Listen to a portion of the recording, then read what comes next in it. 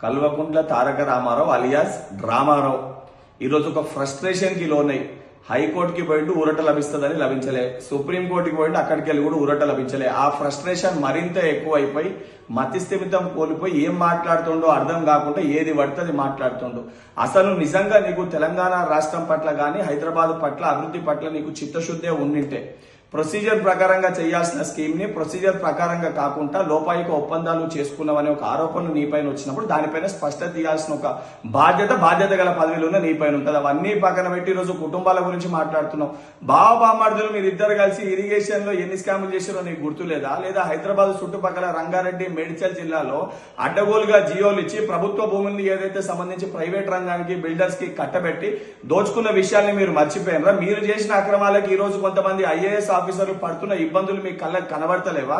లేదా మీ తమ్ముడు మీ బాబాయ్ కలిసి కరీంనగర్ జిల్లాలో ఏదైతే అక్రమ ఇసుక రవాణా చేసిన విషయాల గురించి నీకు గుర్తుకు లేదా? లేకపోతే మీ యొక్క చెల్లె ఈ రోజు లిక్కర్ స్కామ్ లో ఇరుక్కొని ఏదో కటకటాల్లోకి వెళ్ళొచ్చిన విషయాలు నువ్వు మర్చిపోయినవా? లేదా మీ తండ్రి కాదు అదాని తోటి ఛత్తీస్గఢ్ ఎలక్ట్రిసిటీ ఏదైతే ఒప్పందాలు అక్రమ ఒప్పందాలు చేసుకొని ఈ రోజు దానిపైన ఎంక్వైరీ నడుస్తున్న విషయాల గురించి నువ్వు మర్చిపోయినవా? లేదా ఏదైతే ఇతరుల ప్రైవేటు ఫోన్ కన్వర్జేషన్స్ విని దాని ద్వారా కూడా ఏదైతే రాజకీయ ఆర్థిక లాభం పొందే ఒక ప్రయత్నాలు మీ కుటుంబం మీరు చేసిన మాటలు వాస్తవం అనేది మీరు మర్చిపోయినరా? అవన్నిటినీ మర్చిపోయి ఈ రోజు గౌరవ మా ముఖ్యమంత్రి గారి గురించి మాట్లాడే అర్హత నీకుందా? ఒకసారి నువ్వు పునరాలోచించుకో. ఇప్పటికన్నా నీకు చిత్తశుద్ధి ఉంటే 10 ఏళ్లుగా ఐటీ రంగంలో హైదరాబాద్ ని అభివృద్ధి పదంలో ముందుకు తీసుకుపోయినా ఒక బోగస్ ప్రచారం చేసినావు.